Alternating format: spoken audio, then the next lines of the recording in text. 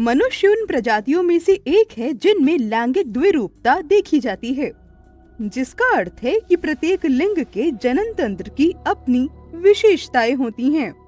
उदाहरणतः नर जनन तंत्र, जैसा कि आप देखने वाले हैं, नर जननांग में बाहरी और आंतरिक दोनों के भाग शामिल होते हैं और प्रत्येक की अपनी संरचना और कार्य हैं। उद्देश्य: नर जनन तंत्र की विस्तृत संरचना तथा उसके कार्यों के विषय में अध्ययन करना। मनुष्यों में नरों का जनन तंत्र अद्वितीय होता है तथा वह विशेष रूप से शुक्राणु के उत्पादन, पोषण तथा परिवहन के लिए बना होता है। नरों के जननांगों में वृषण, नलिका तंत्र जो कि अधिवृषण तथा शुक्रवाहिनी से बनी होती है, शुक्राशय तथा पुरस्थ ग्रंथियां शामिल होती हैं। यह ग्रंथियां मूत्र मार्ग में खुलती हैं, जो कि शिशन के अंदर उपस्थित एक नलिका होती है। वृषण अंडाकार होते हैं और ये अंतःस्रावी तंत्र का भी हिस्सा होते हैं, क्योंकि ये टेस्टोस्टेरोन का उत्पादन करते हैं, जो कि नर लैंगिक हार्मोन है। वृषण के साथ ही अधिवृषण तथा शुक्रवाहिनी भी उपस्थित होते हैं, जो कि साथ मिलकर नर जनन अंगों की नलिका तंत्र का निर्माण करते हैं। अधिवृषण कुंडलित नलिकाओं का एक समूह होता है जो शुक्रवाहिनी से जुड़ता है। शुक्रवाहिनी एक पेशीय नलिका है जो वृषण के साथ में ऊपर की ओर जाती है तथा शुक्राणु का परिवहन करती है। अधिवृषण तथा वृषण श्रोणि के बाहर एक थैली जैसी संरचना में लटके रहते हैं, जिसे वृषण कोश के नाम से जाना जाता है।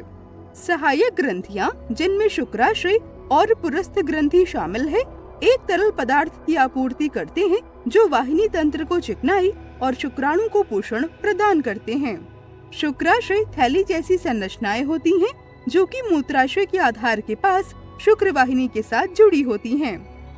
पुरस्थ ग्रंथि, जो कि वीर्य के कुछ भागों का उत्पादन करती है, वह स्खलनीय वाहिनी को घेरे रहती है तथा मूत्राशय के ठीक नीचे स्थित होती है। मूत्र मार्ग वह नलिका होती है जो कि वीर्य को शिशन के माध्यम से शरीर के बाहर स्खलित करती है। मूत्र मार्ग भी मूत्र तंत्र का एक हिस्सा होता है, क्योंकि यही वो नलिका भी है जिसके माध्यम से मूत्र गुजरता है।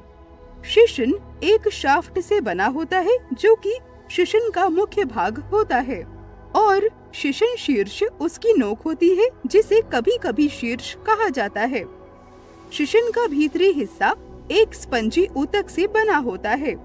शिशन के शीर्ष पर मूत्र मार्ग का एक छोटा सा द्वार होता है, जहां से वीर्य और मूत्र शरीर से बाहर निकलते हैं।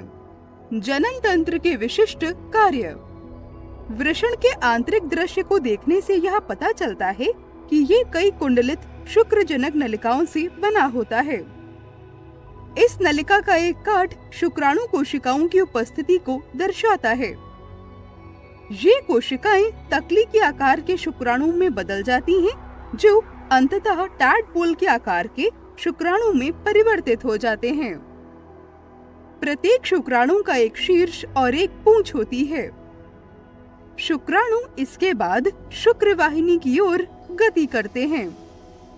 शुक्राशय और पुरस्थ ग्रंथि वीर्य तरल नामक एक तरल पदार्थ का उत्पादन करते हैं, जो कि शुक्राणु के साथ मिलकर वीर्य बनाता है। आइए सारांश देखें। वृषण के एक आंतरिक दृश्य को देखने से यह पता चलता है कि ये कई कुंडलित शुक्रजनक नलिकाओं से बना होता है। इस नलिका का एक काट शुक्राणु कोशिकाओं की उपस्थिति को दर्शाता है। ये कोशिकाएं तरकों के आकार के शुक्राणु में बदल जाती हैं और अंत में टैडपोल के आकार के शुक्राणुओं में बदल जाती हैं। प्रत्येक शुक्राणु का एक शीर्ष और एक पूंछ होती है। शुक्राणु तब शुक्राणु वाहिनी में गति करते हैं। शुक्राशय और पुरस्थ ग्रंथि वीर्य तरल नामक एक तरल पदार्थ का उत्पादन करते हैं, जो वीर्य बनाने के लिए शुक्राणुओं के साथ मिल जाता है। केवल नर जनन तंत्र के बारे में जानने का अर्थ है केवल आधी जानकारी होना। आइए हम एक बार संपूर्ण छवि के ऊपर नजर डालें और नर जनन तंत्र और मादा जनन तंत्र दोनों पर विचार करें।